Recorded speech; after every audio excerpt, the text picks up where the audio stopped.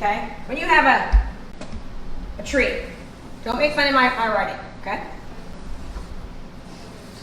And we've got all these branches, right? And then we've got these apples. We've got apples here, apples here. Some are hanging down, right? The branch goes down, they're hanging down. We've got apples. They're all over the tree, okay? When you go picking fruit, what do you pick first? You pick these. That's what everyone's picking. They're not picking the ones up here. But eventually, all of these apples are going to fall, right? They're all going to fall. They're all going to, at one point, start sinking down. They're going to become ripe. They're going to be ready to eat. Don't just go for the low-hanging fruit. You want to start going for the high-hanging fruit. When you produce content consistently, you're going to convert more people because you're connecting with them up here to convert them down there. Everyone say that. Connecting up here to convert down here. Make sense? Connect, convert. What's everyone else doing? They're just trying to jump into bed, right? They're trying to eat that apple before it's even ripe. You've got to wait. Lead nurturing is essential with content marketing, okay? So I want you to think about that. So here's the kind of questions that I get from people. Krista, I have leads. Now what do I do with them, right? Or how do I get more responses from my leads? I love that question. Let's answer that question right now. How do I get more responses from my leads? You show up more. You develop their trust. You break down the barrier. Know, like, trust. How do you do that? By consistently producing content so you can convert more. And the lead nurturing process, remember everyone, how long does it take? Buyers and sellers start their home search 3 to 6 months prior. That means that what you're doing now isn't going to pay off for 3 to 6 months. But what do most people do? They stop way too soon. We'll get into those numbers really, really soon.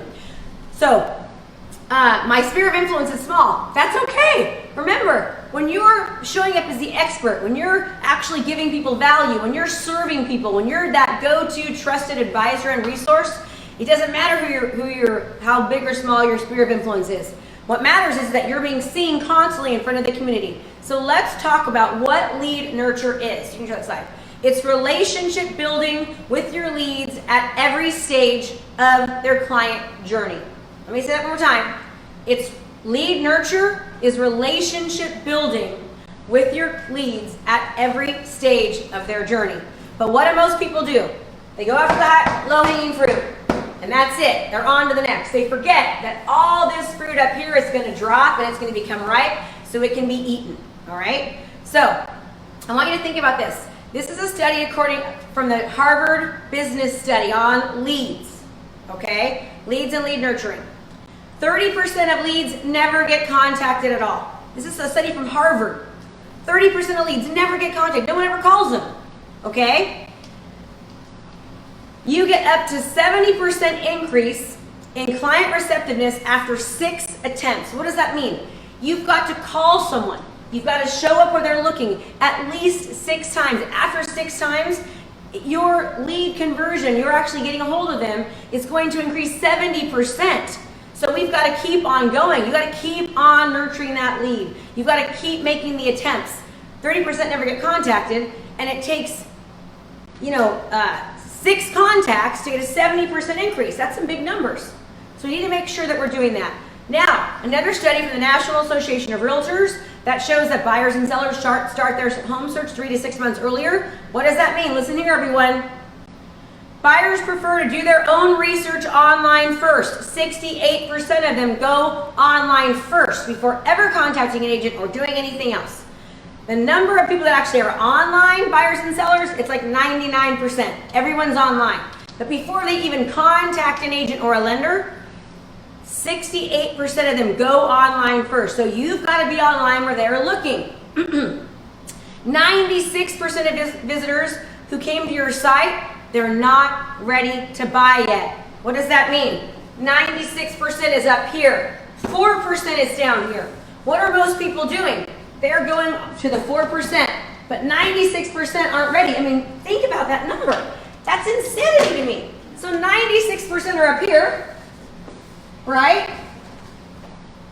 4% are here. What are most lenders and agents doing?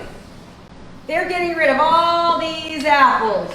And all these apples eventually are going to be here, but not right away. So the nurturing process is essential. How do you nurture? Let's talk about how do we actually nurture these leads so they stay with us. Well, let's talk now about engagement marketing and the 5 E's to engagement marketing. We're going to get into that in just one second. But I want you to understand this. You have a 72% higher conversion rate when you're actually targeting an audience with information that's relevant to their journey. Remember, we go back to marketing, your client avatar, and your niche, okay? Jack of all trades, master of none. If you're just trying to go after anyone, you're not going to get anyone, right?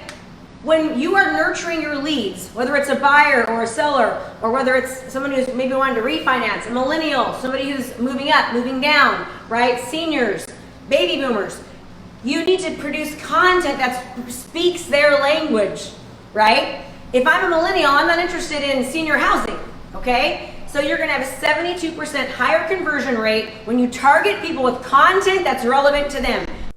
Thanks so much for watching my video. You can learn more about how to be a successful real estate professional by watching other videos that I have. And be sure to subscribe to my channel. And as always, make it a great home selling and buying day.